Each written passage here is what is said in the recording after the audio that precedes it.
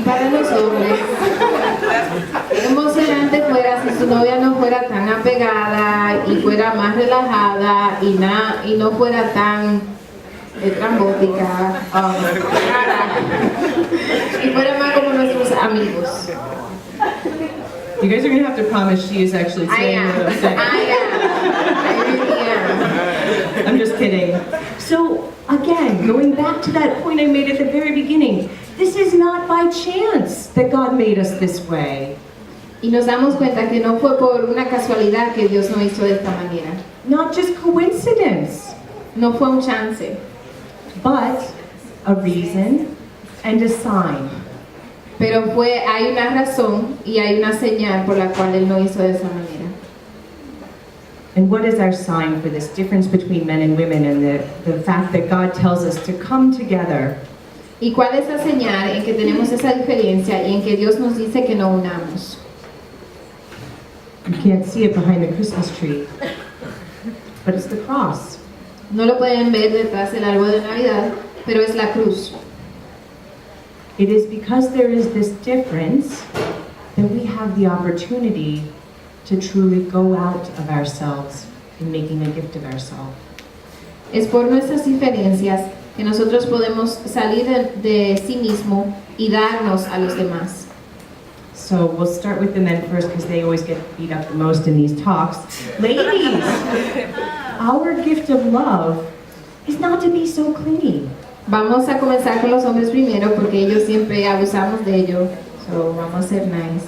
Y vamos a comenzar con las mujeres. Vamos a decir, mujeres, no necesariamente tenemos que ser tan pegajosas. Yes, clingy. To realize that he doesn't call us, it's because he's a guy and not because he doesn't love us. Tenemos que darnos cuenta que si Él no nos llama, no es que Él no nos ama, sino es que es un hombre. Or that he is coming home from work because he likes to work and not because he doesn't like to hang out with us. O que viene a la casa del trabajo no porque no quiere andar con nosotros, sino porque le gusta trabajar. Tiene que trabajar.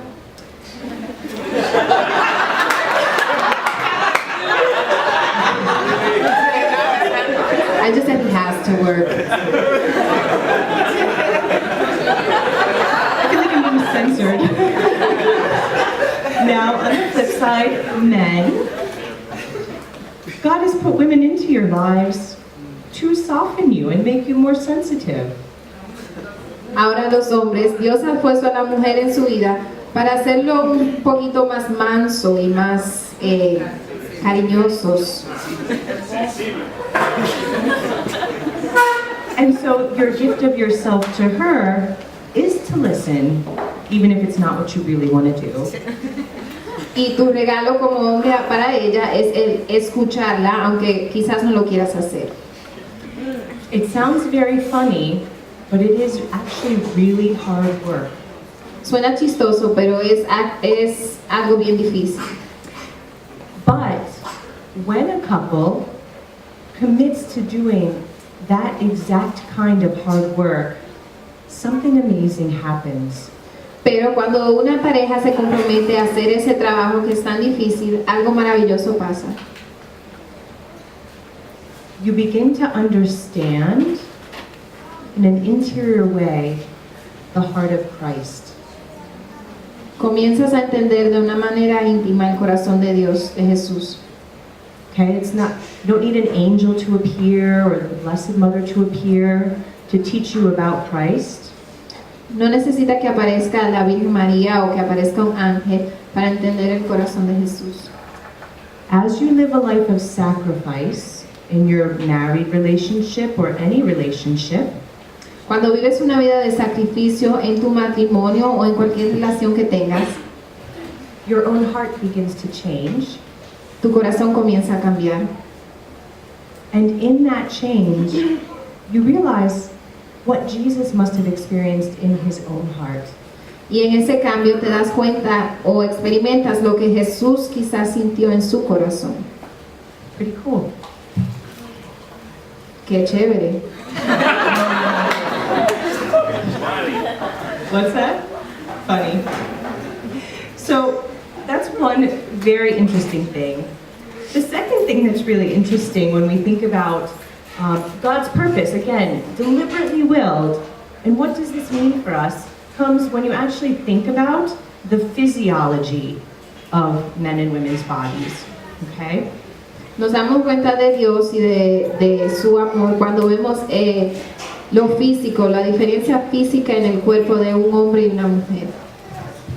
So, when we talk about fertility, that has to do with conceiving and requires a man and a woman. Cuando hablamos de la fertilidad, eso tiene que ver con concebir y eso tiene que ver con un hombre y una mujer. But the two bodies are very different in yet another way. Pero los dos cuerpos son muy diferentes en otra manera. Women have all of the eggs that they're ever going to have when they're born. The egg is what combines with the sperm to become the baby. So all of the eggs they're ever going to have when they're born. Las mujeres tienen todos los ovarios que van a tener óvulos. No, isn't it? Yeah, óvulos, you're right. Óvulos que van a tener cuando nacen, no tienen más de ahí ni menos. Her eggs age with her body, and she becomes unable to bear children around the age of 40 or 45 because the eggs get depleted each month with her monthly cycle.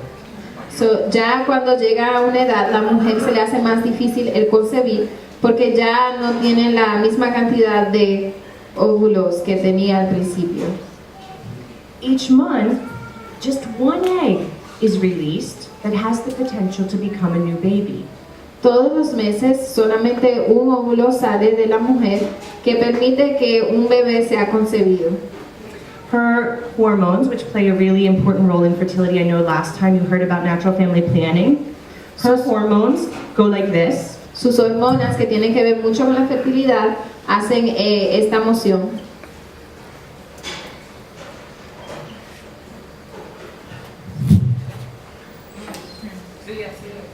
What's that? She said, yeah, that's it. Yeah, that's it. Men are the complete opposite in every single way. Los hombres son completamente opuestos a la mujer en absolutamente todo aspecto. So instead of just having a set store of eggs like the woman has, men actually have special cells that continuously make brand new sperm every single day from the time they go through puberty until the time they die.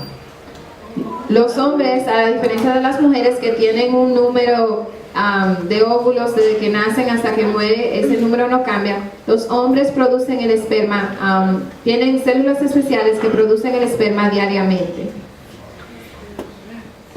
Sorry, lost my train of thought. I'm so sorry. That's okay. Give me 1 second. You were talking about how guys produce sperm every day.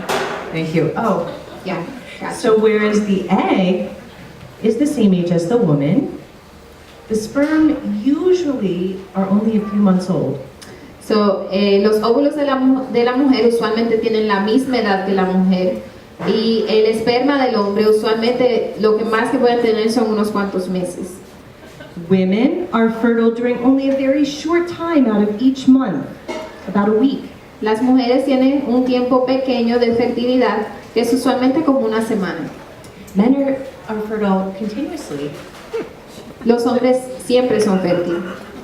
Sorry, you just said that the egg is usually the same age as the woman, so the egg of a 16-year-old is not the same egg as a 32-year-old?